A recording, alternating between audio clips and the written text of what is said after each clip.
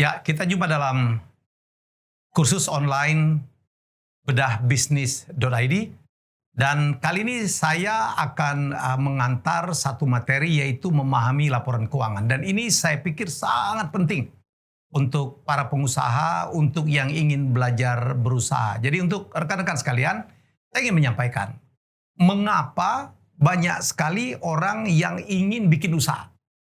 Apapun bentuknya dan apapun jenis usahanya. Ya, tujuan utama tentu saja adalah mencari keuntungan atau meningkatkan kekayaan.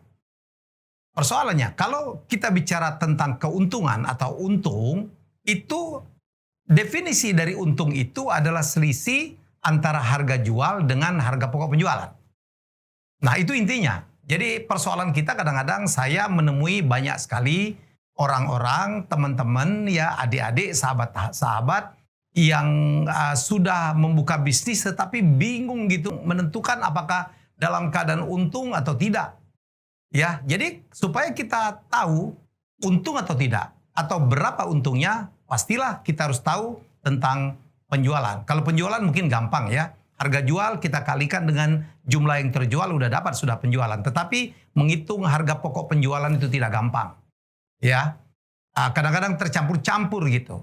Kalau kita hanya perusahaan dagang, memang kita bisa menghitungnya dari berapa harga barang tersebut kita beli dari supplier. Mungkin kita tambahkan dengan ya ongkos, segala ongkos sehingga barang tersebut, produk tersebut sampai ke tempat kita. Tetapi kalau perusahaan yang ada hubungannya dengan diproses, misalnya restoran, kafe, apalagi perusahaan-perusahaan yang bergerak dalam bidang pabrikase yang membuat dari proses produksi, komponennya banyak betul. Nanti ada bahan baku, ada upah, ada penyusutan peralatan. Itu menjadi penting. Dalam pengalaman saya banyak sekali ya, teman-teman yang tidak bisa menghitung harga pokok penjualan. Dan kalau tidak bisa menghitung harga pokok penjualan, kita tidak akan pernah tahu berapa untung kita. Kadang-kadang kita juga tidak pernah tahu apakah kita dagang itu untung atau tidak. Oleh karena itu nanti dalam materi kami akan menerangkan apa itu laporan rugi laba. Dan tujuan orang membuka usaha yang lain lagi adalah untuk meningkatkan kekayaan. Ya, nah laporan tentang kekayaan pada satu periode tertentu atau satu saat tertentu, maksud saya satu poin tertentu itu yang disebut dengan neraca. Neraca itu penting loh. Nanti kita akan terangkan semua apa komponen neraca ya.